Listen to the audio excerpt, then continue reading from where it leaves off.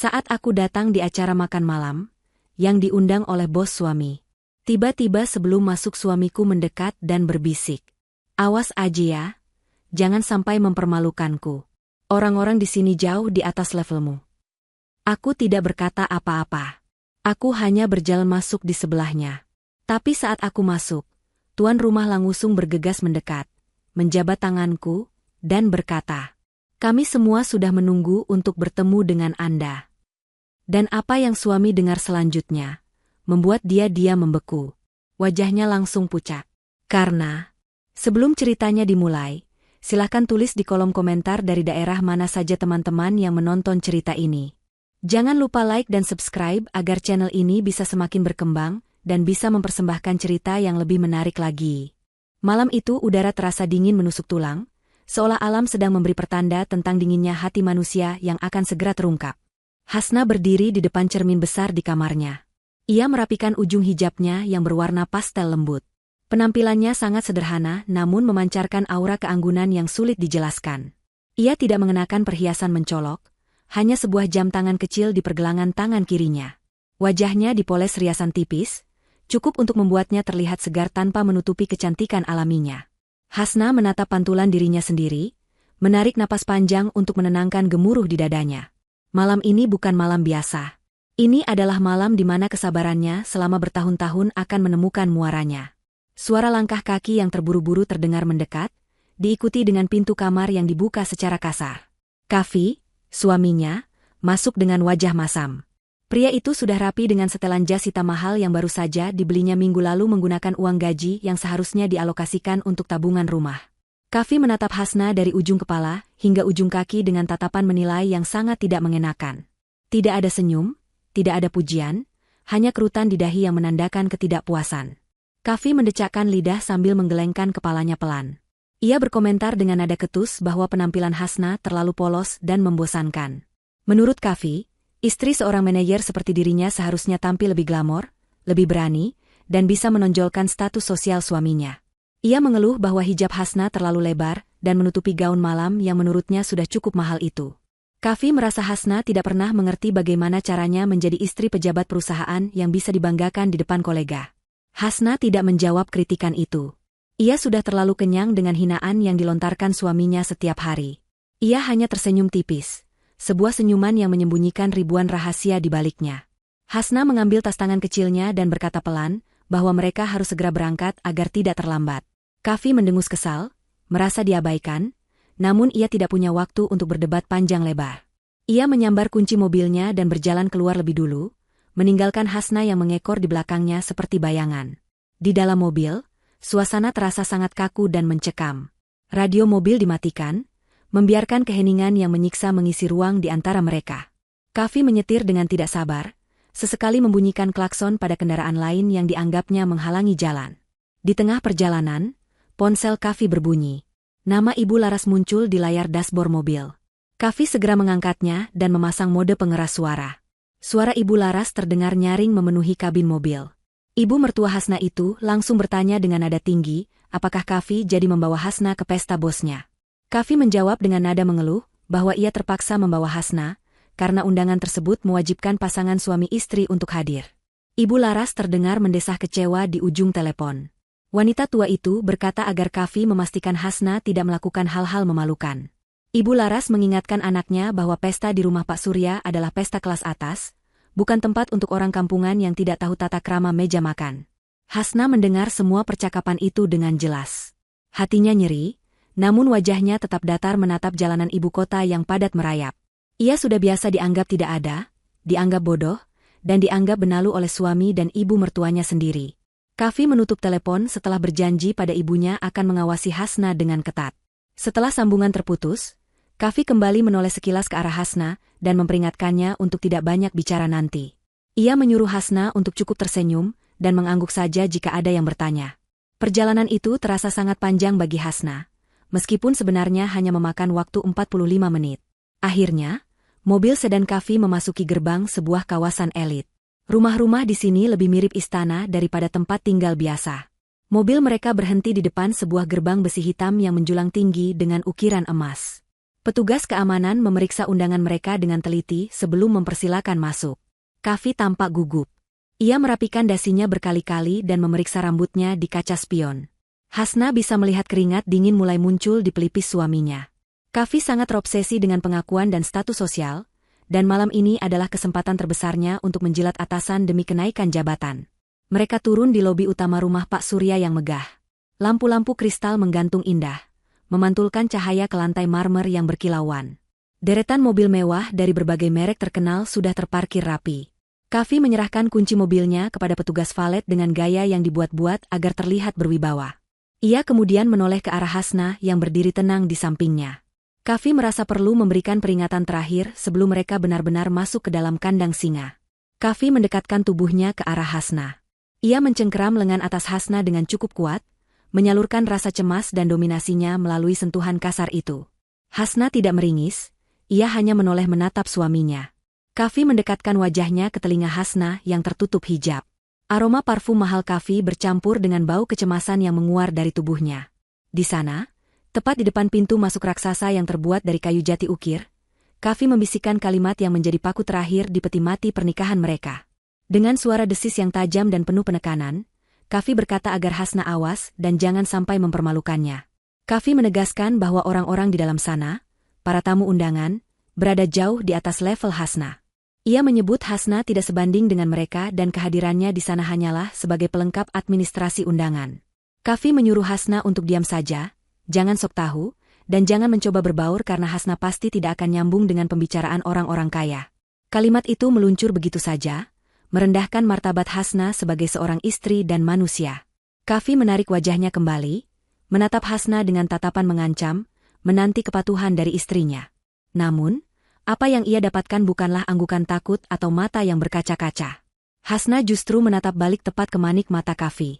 Sorot matanya tenang, dingin, dan dalam seperti samudra yang siap menenggelamkan kapal. Tidak ada rasa takut di sana, yang ada hanya rasa kasihan yang tersamar. Hasna tidak mengucapkan sepatah kata pun untuk membalas hinaan itu. Ia hanya melepaskan cengkraman tangan Kavi dari lengannya dengan gerakan halus namun tegas, lalu membenarkan letak tas tangannya. Hasna kemudian melangkah maju lebih dulu menuju pintu besar itu, meninggalkan Kavi yang tertegun sejenak melihat keberanian istrinya yang tidak biasa. Hasna melangkah masuk melewati pintu kayu jati yang besar itu, diikuti oleh Kavi yang bergegas menyusul di belakangnya.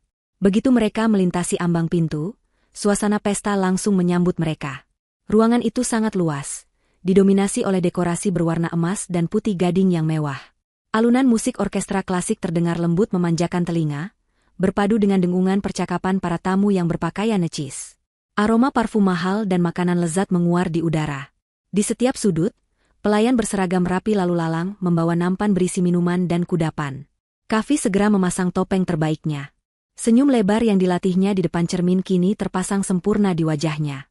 Ia berjalan sedikit lebih cepat untuk menyejajarkan diri dengan Hasna, lalu dengan cekatan ia sedikit mendorong bahu Hasna agar posisinya berada sedikit di belakangnya. Kavi tidak ingin Hasna menjadi pusat perhatian. Ia ingin dirinya yang terlihat menonjol. Matanya liar menyapu ruangan, mencari sosok-sosok penting yang bisa ia sapa untuk menunjukkan eksistensinya. Ia melihat beberapa direktur dari perusahaan rekanan dan melambaikan tangan dengan antusias, meskipun respon yang ia dapatkan hanya anggukan sopan sekilas. Hasna membiarkan Kavi dengan tingkah polahnya.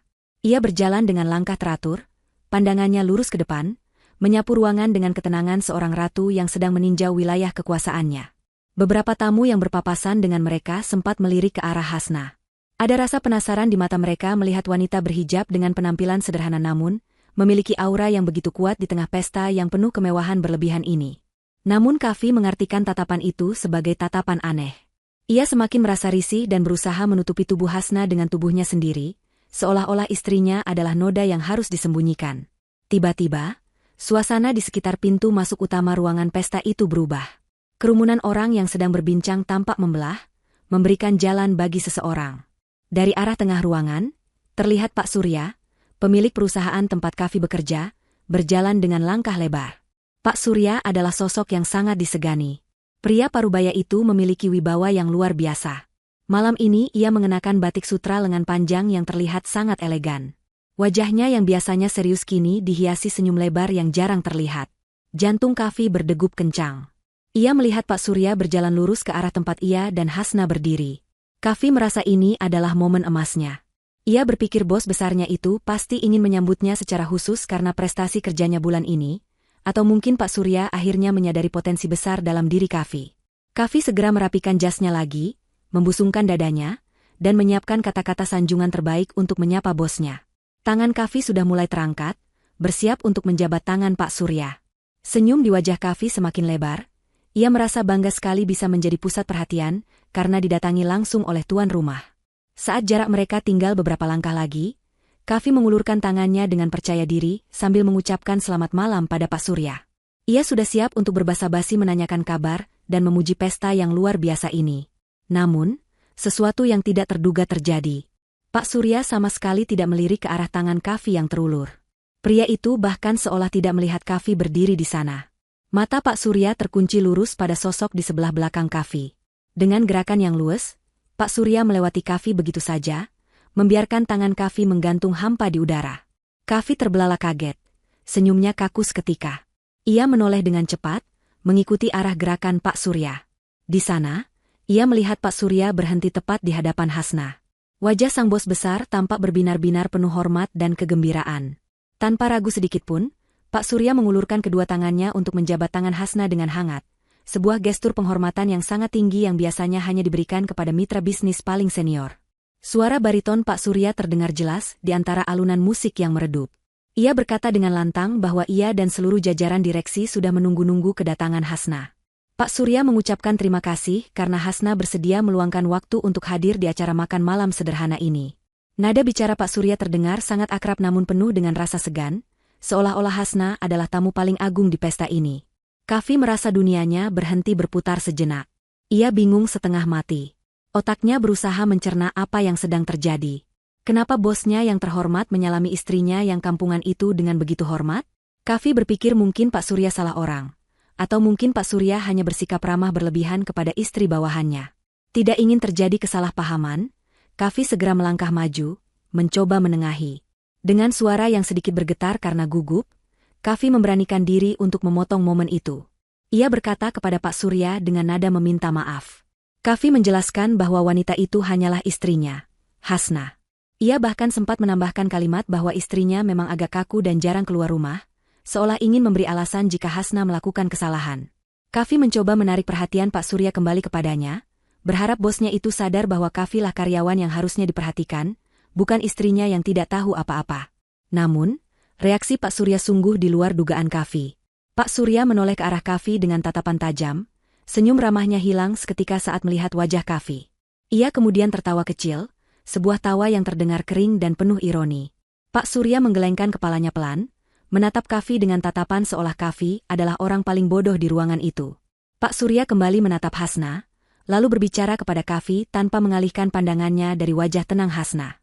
Pak Surya bertanya dengan nada heran, apakah Kavi benar-benar tidak tahu siapa wanita yang berdiri di sebelahnya ini? Pertanyaan itu menggantung di udara, membuat Kavi semakin bingung dan ketakutan. Sebelum Kavi sempat membuka mulut untuk menjawab, Pak Surya melanjutkan kalimatnya dengan suara yang cukup keras hingga terdengar oleh orang-orang di sekitar mereka. Pak Surya memperkenalkan Hasna dengan sebutan Ibu Hasna. Ia menjelaskan bahwa Ibu Hasna adalah investor utama yang baru saja menyuntikkan dana segar triliunan rupiah minggu lalu. Dana itulah yang telah menyelamatkan perusahaan tempat Kavi bekerja dari ancaman kebangkrutan yang sudah di depan mata. Pak Surya menambahkan bahwa tanpa bantuan Ibu Hasna, mungkin malam ini mereka tidak sedang berpesta, melainkan sedang membereskan meja kerja karena kantor akan ditutup. Kalimat itu bagaikan petir yang menyambar di siang bolong tepat di telinga Kavi. Tubuhnya membeku seketika. Wajahnya yang tadi merah karena percaya diri, kini berubah menjadi pucat pasi seputih kertas. Mulutnya sedikit terbuka namun tidak ada suara yang keluar. Lututnya terasa lemas. Ia menatap istrinya, Hasna, dengan tatapan ngeri dan tidak percaya. Wanita yang setiap hari ia suruh memasak, yang ia beri jatah belanja pas-pasan, dan yang baru saja ia hina di depan pintu, ternyata adalah pemilik nyawa perusahaan tempat ia menggantungkan hidup. Hasna masih berdiri tenang di posisinya. Ia menyambut jabat tangan Pak Surya dengan senyuman profesional yang anggun. Ia mengucapkan terima kasih atas sambutan Pak Surya dan berkata bahwa ia senang bisa membantu perusahaan yang memiliki potensi bagus. Suara Hasna terdengar berwibawa, jauh berbeda dengan suara pelan yang biasa ia gunakan di rumah. Kafi merasa asing dengan wanita di hadapannya ini. Ia merasa seperti sedang melihat orang lain yang memakai wajah istrinya. Di sekeliling mereka, para tamu undangan mulai berbisik-bisik, menatap Hasna dengan penuh kekaguman dan menatap Kafi dengan tatapan bertanya-tanya. Panggung sandiwara Kafi baru saja runtuh bahkan sebelum tirai benar-benar dibuka. Suara musik orkestra yang tadinya terdengar merdu kini terasa berdengung menyakitkan di telinga Kafi. Ia berdiri mematung di tengah kemegahan ballroom itu, bagaikan patung es yang siap retak kapan saja. Udara dingin dari pendingin ruangan seolah menembus kulitnya, membekukan aliran darahnya hingga ke sumsum tulang. Wajahnya yang beberapa saat lalu masih memancarkan kesombongan dan kepercayaan diri yang meluap-luap, kini berubah drastis menjadi pucat pasi tanpa rona kehidupan. Matanya menatap kosong ke arah istrinya sendiri, Hasna, seolah ia sedang melihat hantu atau makhluk asing yang tidak pernah ia kenal sebelumnya. Otak Kafi berusaha keras memproses informasi yang baru saja didengarnya dari mulut Pak Surya. Namun setiap kali ia mencoba menyusun logika, akal sehatnya menolak untuk percaya. Bagaimana mungkin Hasna, wanita yang selama ini ia anggap sebagai beban, wanita yang hanya diam di rumah mengurus pakaian kotornya, wanita yang selalu ia berikan uang belanja pas-pasan sambil menggerutu, adalah seorang investor triliunan rupiah? Ini pasti mimpi buruk atau lelucon paling kejam yang pernah dimainkan takdir kepadanya. Kafi mencoba membuka mulutnya untuk menyangkal, untuk tertawa, untuk mengatakan bahwa Pak Surya pasti salah orang. Namun, lidahnya terasa keluh, menempel di langit-langit mulutnya yang kering kerontang. Tidak ada suara yang keluar, hanya desahan napas pendek yang terdengar menyedihkan. Sementara itu, Hasna tampak begitu tenang dan bersahaja.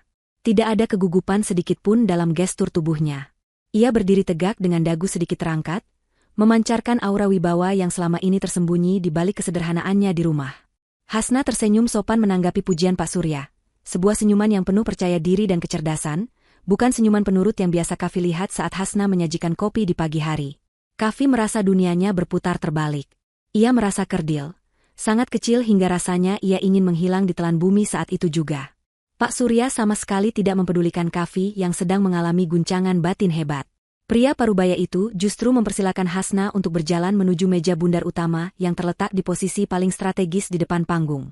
Meja itu dikhususkan untuk jajaran direksi dan tamu kehormatan paling penting. Dengan langkah anggun, Hasna mengikuti arahan Pak Surya. Kafi, yang masih linglung, secara otomatis menggerakkan kakinya mengikuti mereka seperti kerbau yang dicocok hidungnya. Ia berjalan tertatih-tatih di belakang, matanya nanar menatap punggung Hasna yang tertutup kain hijab lembut.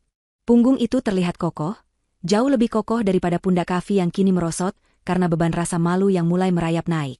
Sesampainya di meja VVIP, beberapa orang penting lainnya sudah berdiri menyambut kedatangan mereka. Ada direktur keuangan, direktur operasional, dan beberapa komisaris yang wajahnya sering Kafi lihat di majalah bisnis atau saat presentasi tahunan kantor dari jarak jauh. Kafi biasanya hanya bisa menunduk hormat jika berpapasan dengan mereka di koridor kantor.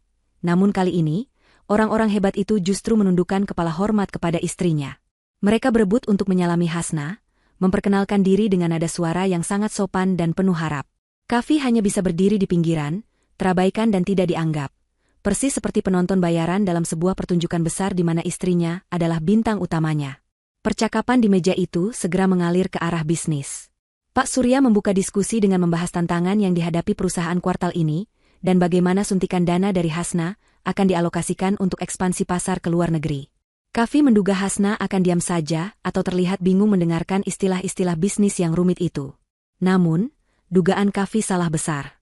Hasna justru menanggapi setiap poin yang disampaikan Pak Surya dengan tangkas dan tajam. Hasna berbicara tentang analisis risiko, proyeksi keuntungan jangka panjang, dan pentingnya efisiensi operasional. Kata-kata yang keluar dari mulut Hasna sangat terstruktur, jelas, dan menunjukkan bahwa ia memiliki pemahaman mendalam tentang dunia korporasi. Kafi mendengarkan dengan mulut ternganga. Ia tidak pernah tahu bahwa istrinya mengerti tentang saham, obligasi, atau manajemen aset. Selama ini, topik pembicaraan mereka di rumah hanya seputar harga cabai yang naik atau tagihan listrik yang membengkak. Kafi merasa seperti orang asing yang tersesat di planet lain. Ia melihat betapa hormatnya Pak Surya dan para direktur itu mendengarkan setiap masukan dari Hasna. Mereka mengangguk-angguk setuju, mencatat poin penting, dan sesekali tertawa renyah menanggapi candaan cerdas yang dilontarkan Hasna. Kafi menyadari satu hal yang menyakitkan, yaitu level istrinya memang jauh di atasnya. Bukan Hasna yang tidak selevel dengan orang-orang di pesta ini, melainkan Kafilah yang tidak selevel dengan istrinya sendiri. Kafi teringat kembali kata-kata kasar yang ia bisikkan di depan pintu tadi. Kalimat itu kini berbalik menghantamnya seperti bumerang yang tajam. Rasa malu yang luar biasa mulai membakar wajahnya, membuat telinganya berdenging kencang. Ia ingin lari, ia ingin pulang, tapi kakinya seolah terpaku di lantai marmer yang dingin itu. Di tengah perbincangan serius itu, Hasna tiba-tiba menghentikan kalimatnya sejenak. Ia menoleh perlahan ke samping, tempat Kafi berdiri kaku dengan wajah pucat. Tatapan Hasna bertemu dengan tatapan Kafi. Tidak ada kemarahan yang meledak-ledak di mata indah itu, hanya ketenangan yang menghanyutkan dan sedikit sorot iba yang justru membuat harga diri Kafi semakin hancur.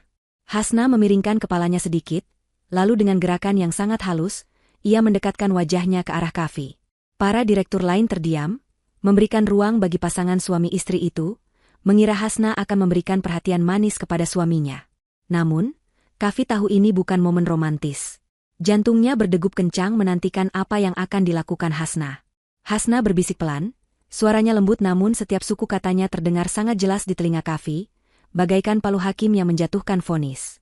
Hasna bertanya dengan nada datar mengapa Kafi diam saja. Ia mengulangi kata-kata Kafi dengan presisi yang menakutkan, bertanya bukannya level orang-orang di sini jauh di atas level Hasna. Kemudian, Hasna memberikan pukulan telak dengan pertanyaan retoris yang membuat lutut Kafi gemetar. Hasna bertanya mengapa sekarang justru Kafi yang terlihat tidak selevel dengan mereka semua yang ada di meja itu.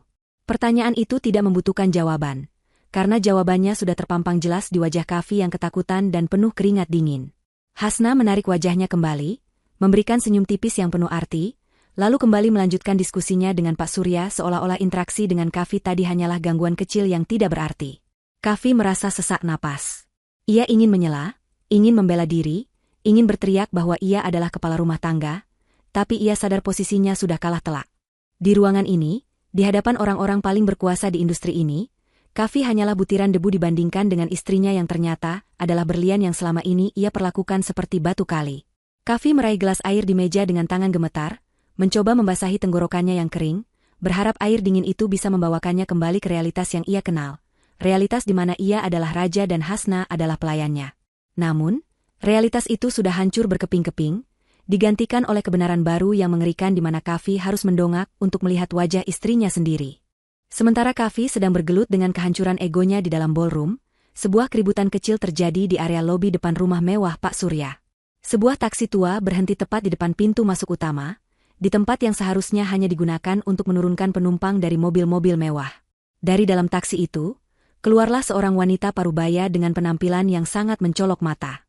Itu adalah Ibu Laras, ibu kandung Kafi. Malam ini, Ibu Laras berdandan habis-habisan dengan gaya yang menurutnya paling mewah, namun justru terlihat berlebihan dan norak. Ia mengenakan kebaya berwarna merah menyala dengan payet emas yang terlalu ramai, dipadukan dengan kain batik yang warnanya bertabrakan. Leher, pergelangan tangan, dan jari-jarinya dipenuhi perhiasan emas berukuran besar yang berkilauan di bawah lampu lobi. Riasan wajahnya tebal, dengan lipstik merah yang senada dengan kebayanya dan bedak yang terlalu putih, membuatnya terlihat seperti memakai topeng. Ibu Laras membayar taksi dengan menggerutu, karena menurutnya tarifnya terlalu mahal, lalu ia berbalik menghadap pintu masuk dengan dagu terangkat tinggi. Ia merasa berhak berada di sana. Ia merasa sebagai ibunda dari seorang manajer sukses bernama Kafi, sehingga ia pantas mendapatkan perlakuan istimewa. Ketika petugas keamanan mencoba menanyakan undangan, Ibu Laras langsung menyemprot mereka dengan nada tinggi. Ia membentak petugas itu, mengatakan bahwa ia adalah ibu dari Kafi, staf kesayangan Pak Surya, dan tidak perlu undangan kertas untuk masuk ke pesta anaknya sendiri. Petugas keamanan yang enggan membuat keributan dengan wanita tua yang galak akhirnya membiarkannya masuk. Meskipun mereka saling bertukar pandang menahan tawa melihat tingkah pola wanita itu. Dengan langkah lebar dan penuh percaya diri, Ibu Laras melenggang masuk ke dalam ballroom. Bunyi hak sepatu tingginya terdengar beradu keras dengan lantai marmer, menciptakan irama ketukan yang mengganggu. Matanya yang tajam langsung menyapu seluruh ruangan, mencari keberadaan putra kesayangannya. Ia tidak sabar untuk memamerkan penampilannya kepada teman-teman kantor Kafi, dan menikmati hidangan mewah yang pasti disajikan di pesta orang kaya seperti ini. Ibu Laras berjalan sambil mengibaskan kipas tangan yang dibawanya, sesekali menyenggol pelayan yang membawa nampan tanpa meminta maaf. Dalam pikirannya, semua orang di sini harus melayaninya karena ia adalah tamu penting. Setelah beberapa saat berkeliling dan membuat beberapa tamu lain merasa risih dengan tatapannya yang menilai, mata Ibu Laras akhirnya menangkap sosok Kafi. Namun, Senyum lebar di wajahnya perlahan memudar ketika ia melihat di mana Kavi berada dan siapa yang duduk di sebelahnya. Ibu Laras melihat Kavi berdiri kaku di samping meja bundar paling besar di depan panggung, sementara Hasna duduk dengan nyaman di kursi empuk di meja yang sama. Darah Ibu Laras langsung mendidih melihat pemandangan itu. Dalam logika Ibu Laras yang sempit, Hasna adalah menantu yang tidak berguna, yang seharusnya sadar diri dengan posisinya. Melihat Hasna duduk sejajar dengan orang-orang penting sementara Kavi berdiri, membuat Ibu Laras merasa anaknya sedang direndahkan atau Hasna sedang bertingkah kurang ajar. Tanpa berpikir panjang dan tanpa mempedulikan etika sopan santun pesta, Ibu Laras mempercepat langkahnya menuju meja VIP tersebut. Napasnya memburu karena emosi yang meluap-luap. Ia merasa harus segera memberi pelajaran kepada menantunya itu, agar tidak memalukan keluarga. Suara langkah kaki Ibu Laras yang hentak-hentak menarik perhatian beberapa orang, namun ia tidak peduli. Fokusnya hanya satu, yaitu melabrak Hasna dan menyuruhnya minggir dari tempat yang menurutnya tidak pantas diduduki oleh wanita seperti Hasna. Sesampainya di meja tersebut, Ibu Laras tidak menyapa Pak Surya, ataupun tamu-tamu terhormat lainnya. Ia langsung menerobos barisan pelayan dan berdiri tepat di samping Hasna. Dengan suara cempreng yang menggelegar memecah kesunyian percakapan bisnis yang elegan itu, Ibu Laras mulai berteriak. Ia menghardik Hasna dengan kasar, bertanya apa yang sedang dilakukan Hasna duduk di kursi itu. Ibu Laras menyebut Hasna lancang dan tidak tahu diri. Ia mengatakan dengan lantang bahwa kursi itu pasti disediakan untuk tamu kehormatan atau istri pejabat, bukan untuk menantu benalu yang bisanya cuma menghabiskan uang suami. Semua aktivitas di meja itu terhenti seketika. Musik seolah berhenti, dan ratusan pasang mata kini tertuju ke arah sumber keributan. Wajah Kavi yang sudah pucat kini semakin terlihat seperti mayat hidup. Ia ingin membungkam mulut ibunya, tapi tubuhnya terlalu lemas untuk bergerak. Hasna, yang menjadi sasaran amukan itu, hanya menoleh pelan menatap ibu mertuanya dengan ekspresi datar yang sulit ditebak. Tidak ada rasa takut atau terkejut di wajah Hasna, seolah ia sudah menduga hal ini akan terjadi. Ibu Laras belum selesai dengan amarahnya. Ia melanjutkan omelannya, menyuruh Hasna segera berdiri dan mengambilkan minum untuk Kavi. Ia menuduh Hasna sengaja ingin mempermalukan Kavi dengan duduk santai sementara suaminya berdiri kepanasan. Kata-kata kasar seperti bodoh, tidak becus, dan kampungan meluncur deras dari mulut Ibu Laras, bergema di seluruh ruangan ballroom yang akustiknya sangat baik itu. Para tamu undangan lain menahan napas, terkejut melihat pertunjukan vulgar yang sangat kontras dengan kemewahan acara malam itu. Mereka berbisik-bisik, menatap jijik ke arah wanita tua yang sedang marah-marah tanpa alasan yang jelas itu. Pak Surya, yang duduk di sebelah Hasna, wajahnya perlahan memerah menahan amarah. Urat-urat di lehernya menonjol keluar. Ia adalah tuan rumah yang sangat menjunjung tinggi tata krama, dan melihat tamu kehormatannya dihina sedemikian rupa di rumahnya sendiri, adalah sebuah penghinaan besar bagi dirinya juga. Pak Surya tidak bisa lagi menahan diri. Ia berdiri dengan tiba-tiba, kursi yang didudukinya bergeser ke belakang dengan suara berdecit keras. Ia menatap Ibu Laras dengan sorot mata tajam yang mematikan, sorot mata seorang pemimpin yang biasa mengatur ribuan karyawan. Dengan suara bariton yang menggelegar, Pak Surya membentak Ibu Laras agar diam. Ia memerintahkan Ibu Laras untuk menjaga sopan santunnya. Pak Surya menegaskan bahwa Ibu Laras tidak berhak berbicara kasar di rumahnya, apalagi kepada tamu paling penting malam itu. Kalimat Pak Surya selanjutnya membuat Ibu Laras seperti tersambar petir di siang bolong. Pak Surya mengatakan dengan tegas bahwa wanita yang baru saja dibentak-bentak oleh Ibu Laras adalah pemilik saham terbesar di perusahaan ini, orang yang menggaji anaknya, dan orang yang paling dihormati di ruangan ini. Ibu Laras ternganga lebar. Rahangnya jatuh ke bawah. Matanya melotot nyaris keluar. Ia menatap Pak Surya, lalu beralih menatap Kavi yang menunduk dalam-dalam, dan terakhir menatap Hasna yang masih duduk tenang sambil menyesap teh hangatnya dengan anggun. Otak Ibu Laras macet total. Ia mencoba mencerna kata-kata Pak Surya. Pemilik saham? Tamu penting? Hasna? Menantunya yang selalu ia suruh-suruh mencuci piring? Itu tidak mungkin. Ibu Laras menggelengkan kepalanya pelan, mulutnya komat kamit tanpa suara. Keheningan yang menyelimuti ruangan itu terasa sangat mencekam, menekan dada Ibu Laras yang kini mulai dipenuhi rasa panik yang luar biasa. Ia baru saja menggali lubang kuburnya sendiri di depan ratusan orang penting, dan kali ini, tidak ada Kavi yang bisa menyelamatkannya. Keheningan yang melanda ruangan pesta itu terasa begitu berat dan mencekam, seolah oksigen di udara tiba-tiba tersedot habis. Ucapan Pak Surya yang baru saja mengungkapkan identitas asli Hasna masih berdengung keras di telinga setiap orang, terutama di telinga Ibu Laras dan Kavi. Wajah Ibu Laras yang tadinya merah padam karena amarah, kini perlahan memudar menjadi warna abu-abu pucat yang menyedihkan. Mulutnya yang ternganga lebar bergetar pelan, berusaha membentuk kata-kata penyangkalan, namun suaranya tercekat di tenggorokan. Matanya bergerak liar menatap sekeliling, mencari dukungan, namun yang ia temukan hanyalah tatapan dingin dan mencemooh dari para tamu undangan yang kini memandangnya seperti memandang badut sirkus yang gagal melucu. Realitas bahwa wanita yang baru saja ia hina, wanita yang selama ini ia injak-injak harga dirinya di rumah, ternyata adalah sosok yang jauh lebih berkuasa daripada anaknya sendiri, adalah pil pahit yang sangat sulit ditelan oleh ego Ibu Laras yang setinggi langit. Kavi, yang berdiri di samping ibunya, lebih dulu tersadar dari keterkejutan itu. Otak liciknya mulai bekerja cepat, berputar mencari celah untuk menyelamatkan diri dari situasi yang sangat memalukan ini. Rasa takut dan malunya perlahan berganti dengan keserakahan yang mendadak muncul. Ia menyadari bahwa jika Hasna benar-benar sekaya itu, berarti ia sebagai suami sah juga memiliki hak atas harta tersebut. Bayangan tentang mobil mewah, rumah besar, dan status sosial yang selama ini ia impikan menari-nari di pelupuk matanya. Kavi memutuskan untuk mengubah strateginya seketika itu juga. Ia memaksakan sebuah senyum lebar yang terlihat sangat palsu dan kaku, lalu melangkah perlahan mendekati Hasna dengan gestur tubuh yang dibuat seolah-olah ia adalah suami yang penuh pengertian dan kasih sayang. Kavi mencoba meraih tangan Hasna yang ada di atas meja, namun Hasna menarik tangannya dengan gerakan halus namun tegas, menolak sentuhan itu mentah-mentah. Kavi tidak menyerah, ia justru berlutut di samping kursi Hasna agar posisinya sejajar dengan wajah istrinya.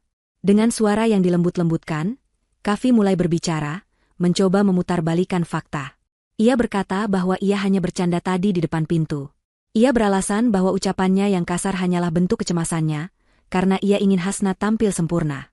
Kavi bahkan berani menyalahkan Hasna dengan nada manja, bertanya mengapa Hasna tidak pernah jujur soal kekayaannya kepada suaminya sendiri.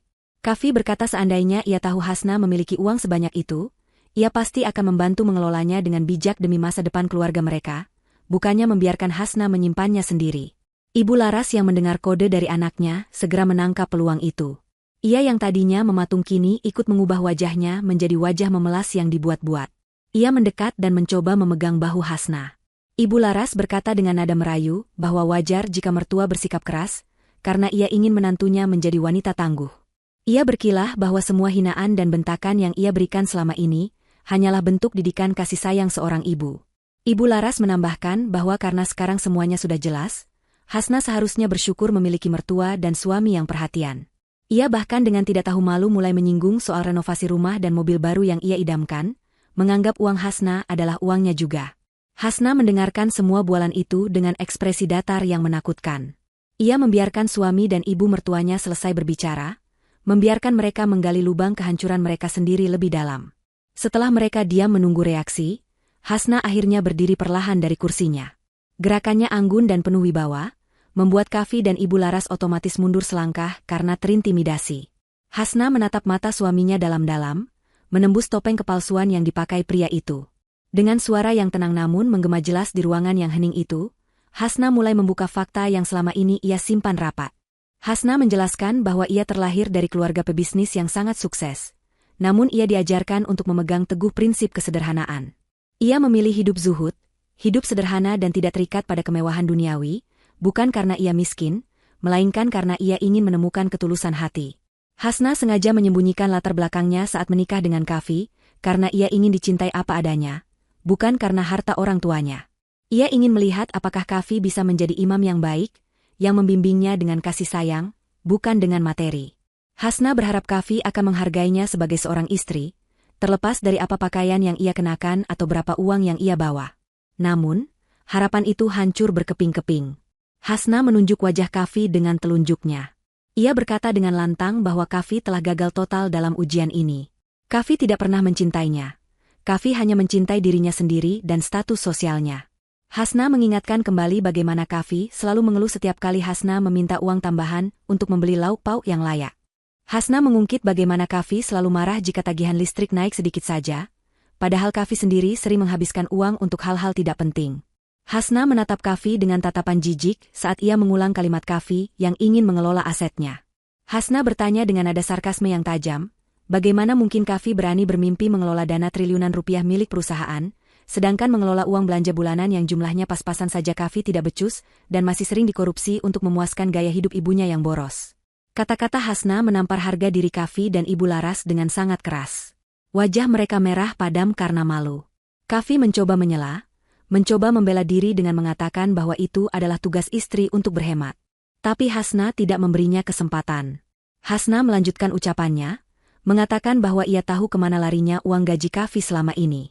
Ia tahu bahwa alasan Kavi selalu memberinya uang sedikit bukan karena gaji Kavi kecil, tapi karena Kavi lebih memprioritaskan penampilan ibunya daripada gizi istrinya. Pengungkapan itu membuat para tamu undangan menggelengkan kepala, berbisik-bisik mencela betapa buruknya perangai Kavi sebagai kepala rumah tangga. Kavi merasa telanjang di hadapan ratusan orang, semua keburukan dan kekikirannya dikuliti habis-habisan oleh wanita yang selama ini ia anggap lemah.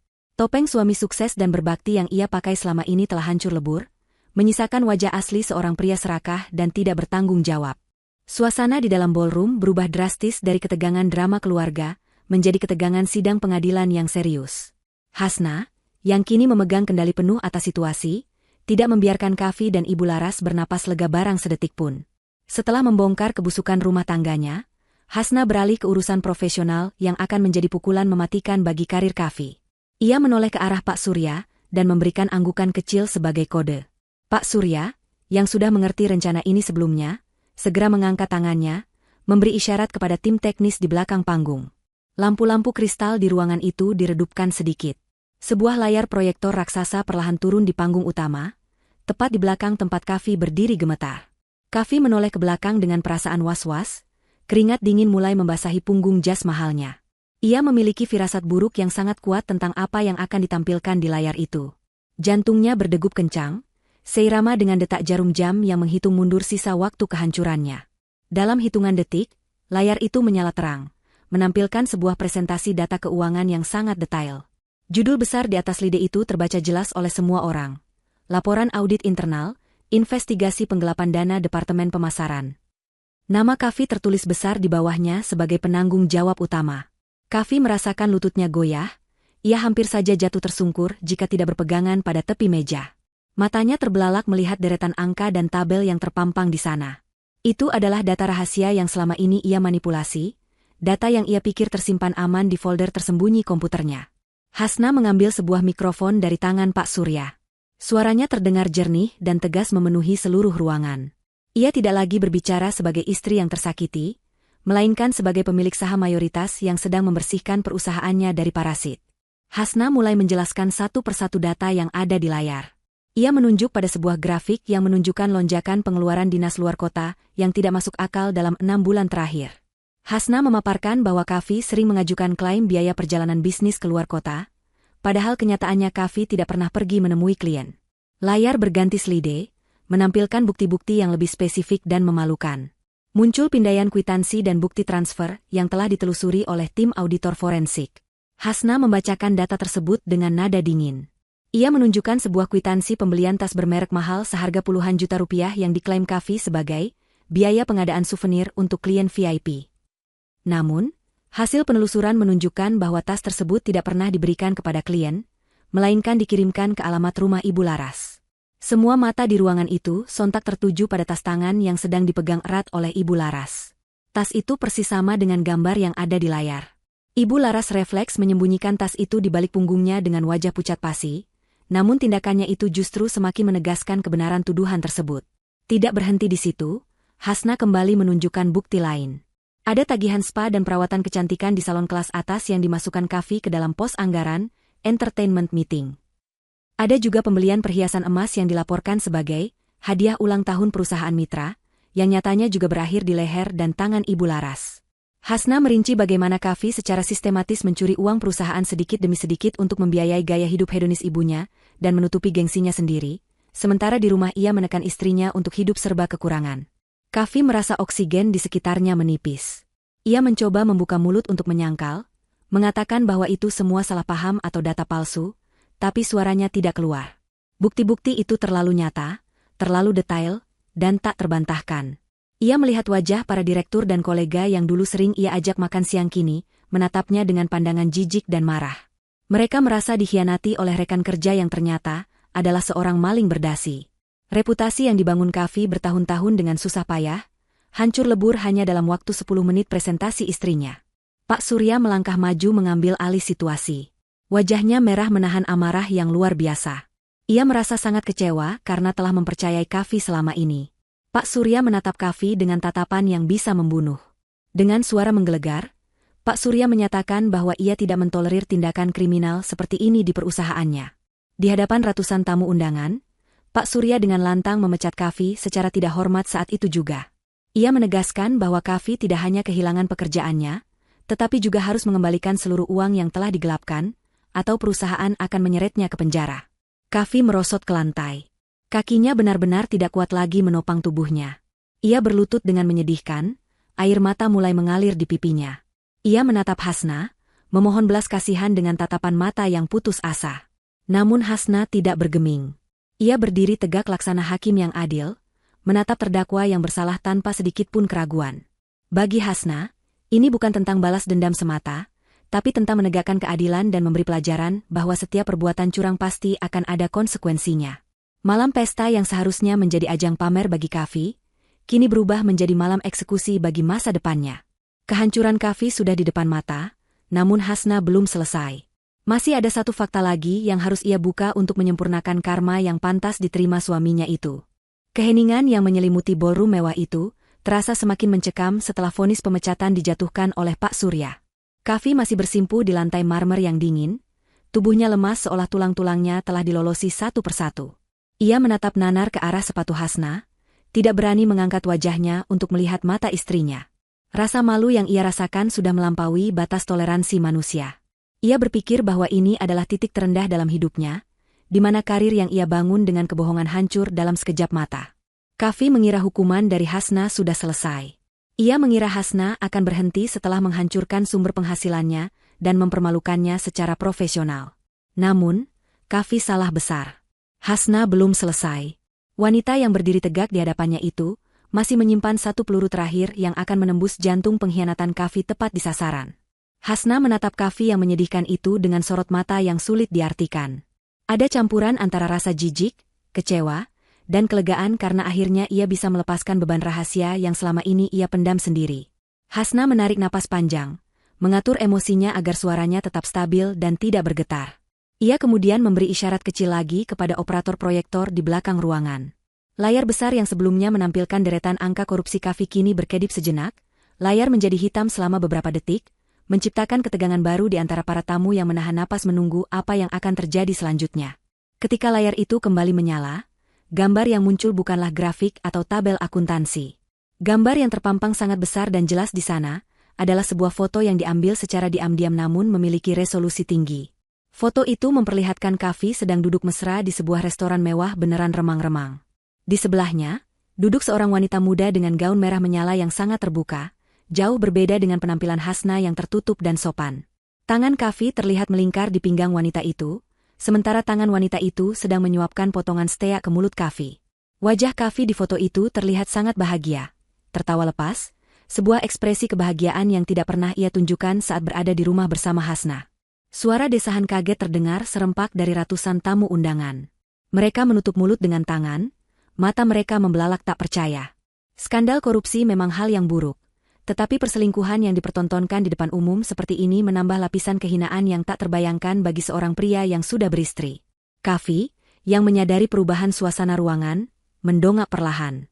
Ketika matanya menangkap gambar di layar proyektor, wajahnya yang sudah pucat kini berubah menjadi abu-abu seperti orang mati. Ia merasa darahnya berhenti mengalir. Rahasianya yang paling gelap, wanita simpanan yang selama ini ia banggakan sebagai simbol keberhasilannya menaklukkan dunia, kini terpampang nyata sebagai bukti dosa yang tak terbantahkan. Hasna melangkah maju satu langkah mendekati Kavi.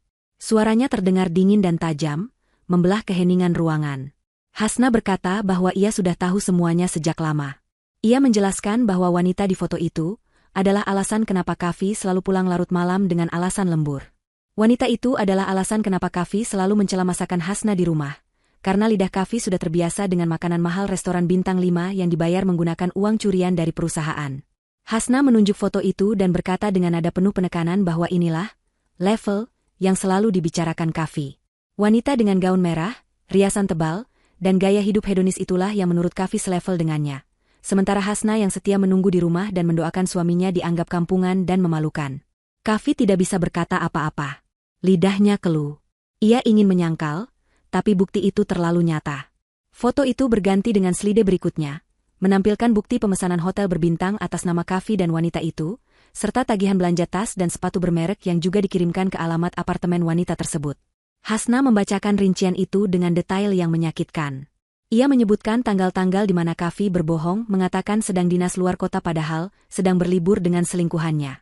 Setiap kalimat yang keluar dari mulut Hasna, bagaikan sayatan pisau yang menguliti sisa-sisa harga diri Kafi. Para tamu undangan menggelengkan kepala dengan rasa jijik yang mendalam. Mereka tidak habis pikir bagaimana seorang pria bisa sebodoh dan sejahat itu kepada istri yang ternyata adalah penyelamat perusahaannya.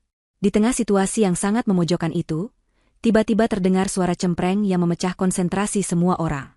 Itu adalah suara Ibu Laras. Wanita tua itu, yang sejak tadi terdiam karena ketakutan akibat tas curiannya ketahuan, kini tiba-tiba mendapatkan keberanian palsu untuk membela anaknya. Ibu Laras merasa tidak terima anaknya dipermalukan sedemikian rupa soal urusan pribadi. Dengan wajah merah pada menahan malu bercampur marah, Ibu Laras melangkah maju menghadang Hasna. Ia berkacak pinggang, mencoba terlihat dominan meskipun kakinya gemetar. Ibu Laras berteriak lantang membela Kafi dengan logika yang sangat kacau dan tidak bermoral. Ia berkata dengan nada tinggi bahwa wajar jika seorang laki-laki sukses seperti Kafi mencari hiburan di luar. Ibu Laras menuduh Hasna lah penyebab semua ini. Ia mengatakan bahwa Hasna terlalu membosankan, terlalu kaku, dan tidak pandai merawat diri. Menurut Ibu Laras, wajar jika mata Kafi melirik wanita lain yang lebih cantik, lebih seksi, dan lebih pintar bergaul. Ibu Laras bahkan dengan berani mengatakan bahwa perselingkuhan itu adalah kesalahan Hasna yang tidak becus melayani suami, sehingga suami harus mencari kepuasan di tempat lain. Ucapan Ibu Laras ini sungguh di luar nalar sehat, menunjukkan betapa rusaknya moral yang ia miliki dan bagaimana ia mendidik Kafi menjadi pria yang tidak bertanggung jawab. Para tamu undangan tersentak kaget mendengar pembelaan gila itu. Bisik-bisik yang tadinya pelan kini berubah menjadi gumaman kemarahan. Mereka menatap Ibu Laras dengan pandangan tidak percaya, seolah melihat monster. Bagaimana bisa seorang ibu dan sesama wanita membenarkan pengkhianatan sekeji itu hanya karena alasan fisik? Pak Surya yang berdiri di dekat Hasna mengepalkan tangannya erat-erat, wajahnya merah menahan amarah, siap untuk meledak kapan saja. Namun, Hasna mengangkat tangan kanannya sedikit, memberi isyarat kepada Pak Surya untuk tetap tenang. Hasna ingin menangani wanita tua ini dengan caranya sendiri. Hasna menatap Ibu Laras dengan tatapan yang sangat dalam dan menusuk. Ia tidak marah, ia tidak menangis, ia hanya merasa kasihan pada kedangkalan hati mertuanya itu. Hasna tersenyum miring, sebuah senyum sinis yang penuh arti. Ia berkata pelan namun tegas bahwa ucapan Ibu Laras barusan telah membuka mata semua orang di ruangan ini tentang siapa sebenarnya yang tidak memiliki kelas. Hasna berkata bahwa kelas seseorang tidak ditentukan oleh seberapa mahal tas yang ditenteng atau seberapa tebal bedak yang dipakai, melainkan oleh integritas dan moralitasnya. Dengan membela perselingkuhan anaknya, Ibu Laras telah membuktikan bahwa dirinya dan Kafi memang pasangan ibu dan anak yang sama-sama busuk hatinya. Hasna kemudian mengalihkan pandangannya kembali kepada Kafi yang masih menunduk. Ia menarik napas dalam-dalam, mempersiapkan pukulan terakhirnya. Dengan suara yang lantang dan penuh wibawa, Hasna mengumumkan keputusannya di hadapan ratusan saksi mata. Ia berkata bahwa malam ini juga, detik ini juga, ia menyatakan talak cerai kepada Kafi. Ia menegaskan bahwa ia tidak sudi lagi hidup satu atap dengan pengkhianat dan pencuri. Hasna mengatakan bahwa ia akan mengurus semua berkas perceraian besok pagi melalui pengacara pribadinya, dan ia akan memastikan Kafi tidak akan mendapatkan Rp1 pun dari harta Gonogini, karena Kafi telah terbukti melakukan tindak pidana penggelapan uang istri dan perusahaan. Kafi tersentak mendengar kata cerai. Ia mengangkat wajahnya, menatap Hasna dengan mata berkaca-kaca penuh ketakutan. Bayangan hidup miskin tanpa istri kaya raya yang selama ini ia sia-siakan menghantui pikirannya. Ia menyadari bahwa ia baru saja membuang berlian demi kata-kata, cerai, masih menggema di langit-langit ballroom yang tinggi itu, menciptakan gelombang kejut yang melumpuhkan Kafi. Ia merasa sekelilingnya berputar. Realitas yang ia hadapi kini adalah mimpi buruk yang menjadi nyata. Tidak ada lagi pekerjaan, tidak ada lagi status sosial, tidak ada lagi uang, dan sekarang, tidak ada lagi istri. Kafi sadar betul bahwa tanpa Hasna, ia hanyalah seorang pengangguran dengan catatan kriminal yang akan segera diproses hukum. Ketakutan akan masa depan yang suram, membuat akal sehatnya hilang. Rasa gengsi dan arogansi yang ia tunjukkan di awal pesta tadi menguap tanpa sisa, digantikan oleh naluri bertahan hidup yang menyedihkan. Kafi, dengan sisa tenaganya, merangkak mendekati Hasna. Ia mengabaikan tatapan jijik dari ratusan pasang mata yang menontonnya. Ia menggapai ujung gaun panjang Hasna, mencengkeram kain mahal itu dengan tangan yang gemetar hebat. Air mata mulai membanjiri wajahnya, merusak riasan tipis yang ia pakai untuk menutupi kantung matanya. Kavi mulai meraung, memohon ampun dengan suara yang serak dan parau. Ia bersumpah demi Tuhan bahwa ia akan berubah. Ia berjanji akan memutuskan hubungannya dengan wanita simpanan itu saat ini juga. Ia berjanji akan menjadi suami yang baik, yang patuh, yang akan mencuci kaki Hasna setiap hari jika perlu, asalkan Hasna menarik kembali kata-kata cerai dan tidak memecatnya. Tangisan Kavi terdengar begitu memilukan namun sekaligus menjijikkan. Ia memohon-mohon seperti anak kecil yang takut ditinggal ibunya. Namun semua orang di sana tahu bahwa air mata itu bukanlah air mata penyesalan yang tulus, melainkan air mata ketakutan akan kemiskinan. Kavi terus meracau, mengatakan bahwa ia mencintai Hasna, bahwa Hasna adalah satu-satunya wanita di hatinya. Hasna menatap pria yang sedang bersujud di kakinya itu dengan tatapan kosong.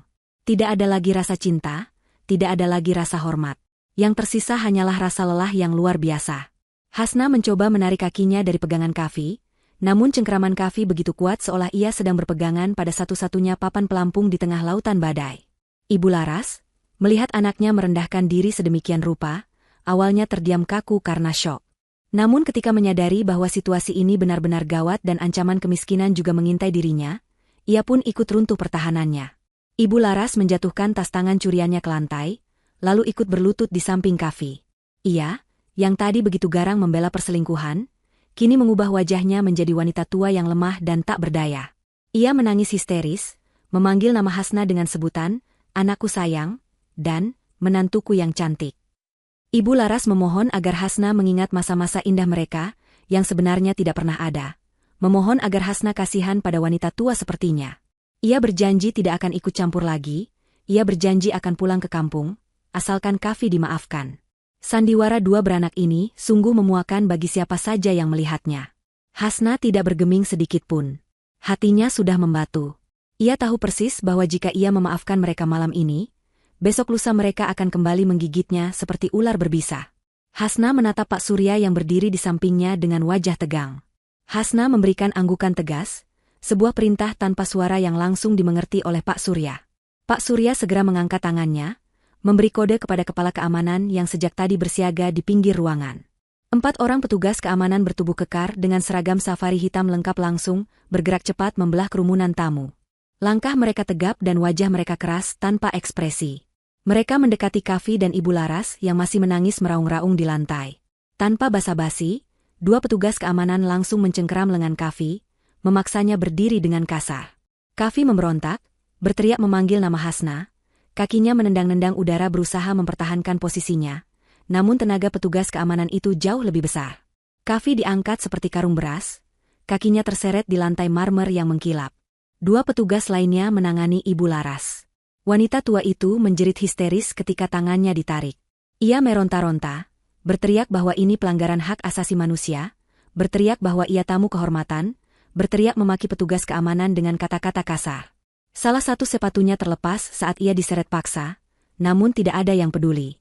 Tas tangan mahal yang tadi ia banggakan tertinggal begitu saja di lantai, menjadi saksi bisu keserakahan yang berakhir tragis. Adegan pengusiran itu menjadi tontonan yang sangat dramatis.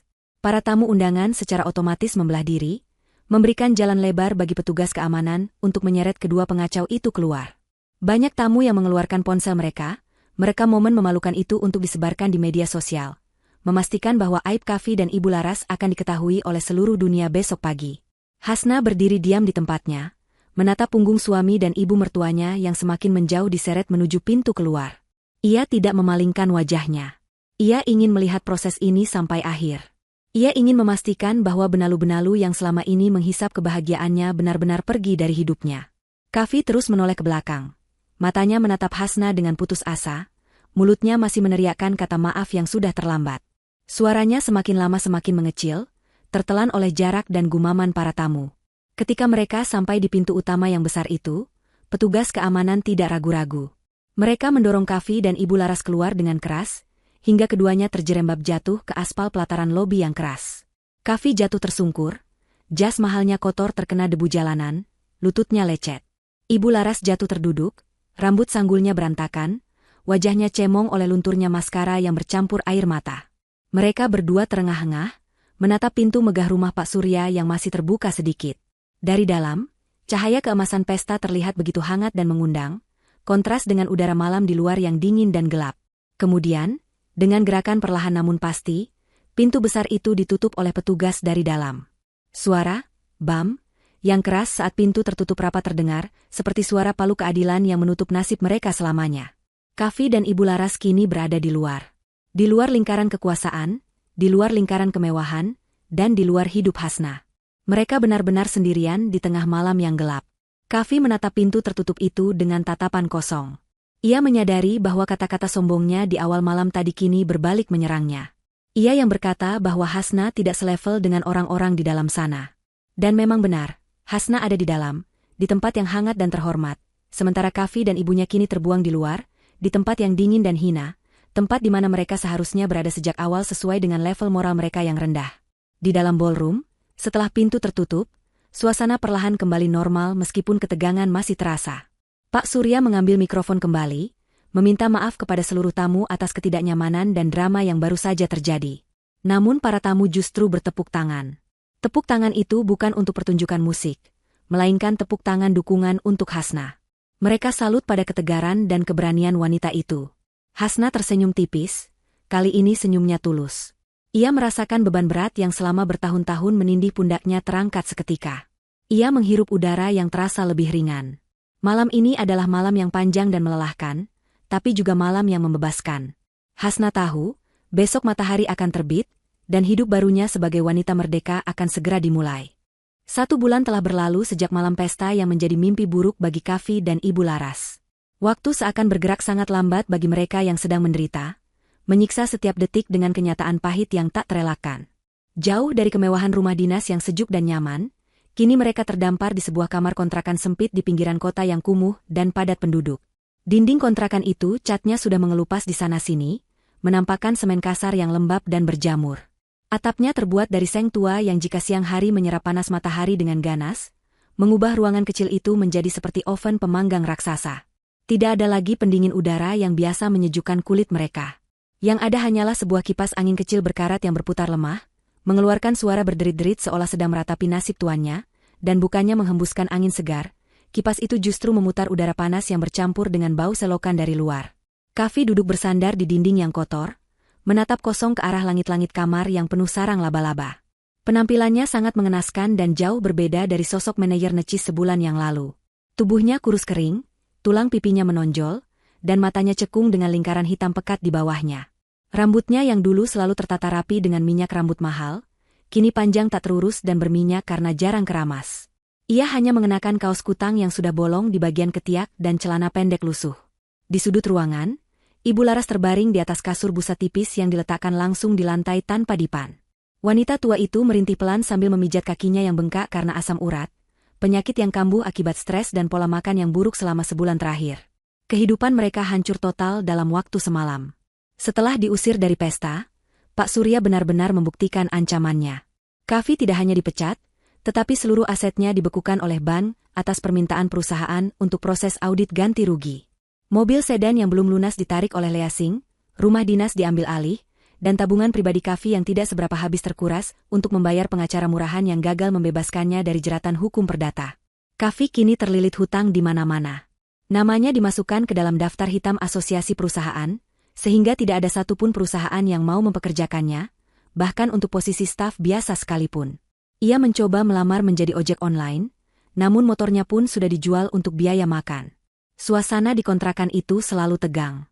Hampir setiap hari diisi dengan pertengkaran dan saling menyalahkan. Ibu Laras, yang tidak bisa menerima kenyataan bahwa ia jatuh miskin, selalu memulai keributan dengan keluhannya yang tiada henti. Seperti siang ini, Ibu Laras bangun dari tidurnya dengan wajah masam dan langsung membanting botol air mineral kosong ke lantai. Ia berteriak kepada Kavi, mengeluh bahwa ia lapar dan kepanasan. Ibu Laras menuntut Kavi untuk membelikannya makanan enak seperti sate kambing atau gulai, makanan yang dulu biasa mereka santap tanpa pikir panjang. Ia memaki Kavi sebagai anak yang tidak berguna, anak durhaka yang membiarkan ibunya kelaparan dan menderita di masa tua. Kavi yang sedang pusing memikirkan cara membayar sewa kontrakan yang sudah menunggak seminggu, emosinya langsung tersulut. Ia bangkit berdiri dan membalas teriakan ibunya dengan suara yang tak kalah keras. Kavi menumpahkan segala kekesalannya. Ia berkata bahwa semua ini adalah salah ibunya. Kavi mengingatkan bahwa alasan ia korupsi adalah untuk membelikan tas-tas mahal, perhiasan, dan biaya perawatan kecantikan ibunya agar bisa pamer ke tetangga. Kavi berteriak bahwa ia mencuri uang perusahaan bukan untuk dirinya sendiri, melainkan untuk memenuhi gaya hidup gila hormat Ibu Laras yang tidak pernah puas. Kavi menunjuk wajah ibunya dan berkata bahwa jika saja Ibu Laras tidak selalu menuntut kemewahan dan tidak selalu menghina Hasna, mungkin Hasna tidak akan sekejam ini dan mereka masih bisa hidup tenang. Mendengar nama Hasna disebut, Ibu Laras semakin histeris. Ia tidak mau disalahkan. Ia justru membalikan fakta dengan mengatakan bahwa Kavi lah yang bodoh, karena tidak tahu istrinya kaya raya. Ibu Laras mencaci maki Kavi, karena lebih memilih berselingkuh dengan wanita murahan yang akhirnya membawa lari sisa uang tunai yang Kavi pegang saat malam pengusiran itu. Memang benar, wanita simpanan Kavi, si pemilik gaun merah di foto itu, langsung memblokir nomor Kavi dan menghilang begitu tahu Kavi dipecat dan jatuh miskin.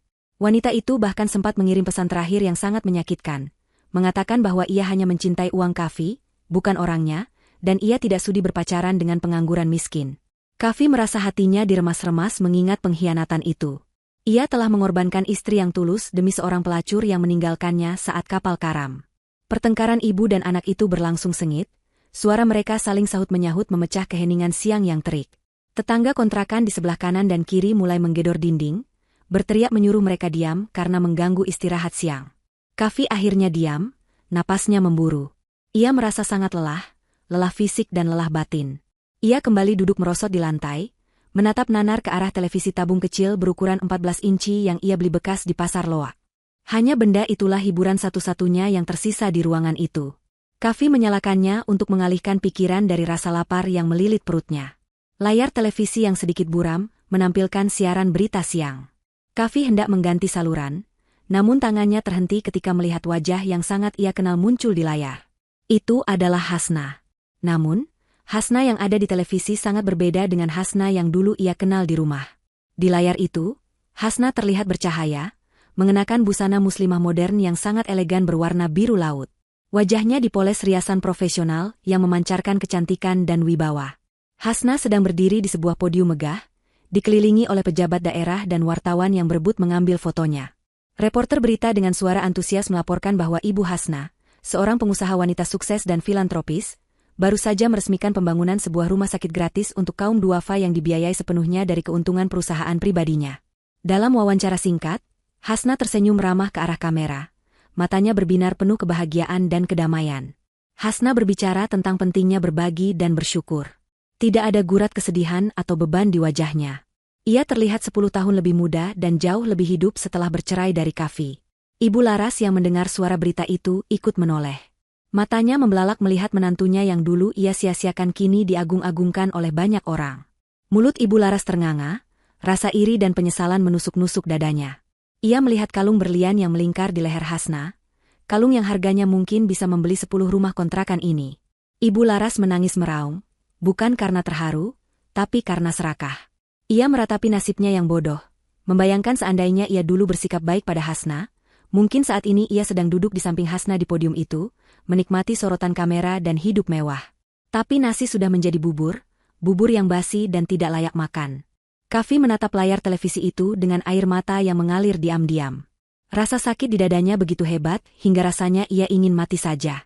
Ia melihat wanita yang dulu setiap hari menyambutnya dengan senyum tulus, wanita yang ia bentak-bentak karena masakannya kurang asin, wanita yang ia hina penampilannya. Wanita itu kini adalah bintang yang bersinar sangat terang, terlalu tinggi untuk ia gapai kembali. Kontras antara Hasna yang sukses dan mulia dengan dirinya yang hina dan melarat begitu mencolok. Karma itu nyata, dan karma itu sedang menghantam wajahnya dengan sangat keras. Kavi mematikan televisi itu dengan kasar, tidak sanggup lagi melihat kebahagiaan Hasna yang menjadi cermin kegagalannya. Ruangan kembali hening, hanya terdengar isak tangis Ibu Laras yang menyayat hati dan suara perut Kavi yang berbunyi kelaparan. Di luar, mendung mulai menggantung, seolah alam pun enggan memberikan sinar matahari bagi dua manusia yang telah menggelapkan hati mereka sendiri. Pagi itu, langit Jakarta tampak labu, seirama dengan hati Kavi yang sudah mati rasa. Ia bangun dengan tekad terakhir yang nekat. Setelah semalaman tidak bisa tidur karena dihantui bayangan wajah Hasna di televisi, Kavi memutuskan untuk melakukan satu hal gila. Ia akan menemui Hasna. Ia tahu ini tindakan yang tidak tahu malu, namun rasa lapar dan keputusasaan telah mematikan urat malunya. Ia berpikir, mungkin, Hanya mungkin, masih ada sisa-sisa belas kasihan di hati mantan istrinya itu. Kavi berpikir bahwa Hasna adalah wanita yang religius dan lembut. Mungkin Hasna akan luluh jika melihat kondisi Kavi yang menyedihkan ini dan memberinya sedikit uang atau setidaknya pekerjaan rendahan. Kavi tidak punya uang sepeser pun untuk ongkos kendaraan umum. Ia terpaksa berjalan kaki dari kontrakannya di pinggiran kota, menuju kawasan bisnis terpadu di pusat kota tempat kantor pusat perusahaan Hasna berada. Jaraknya puluhan kilometer. Kavi berjalan menyusuri trotoar di bawah terik matahari pagi yang mulai menyengat. Kakinya hanya beralaskan sandal jepit tipis yang sudah hampir putus. Setiap langkah terasa menyakitkan. Tumitnya lecet dan berdarah.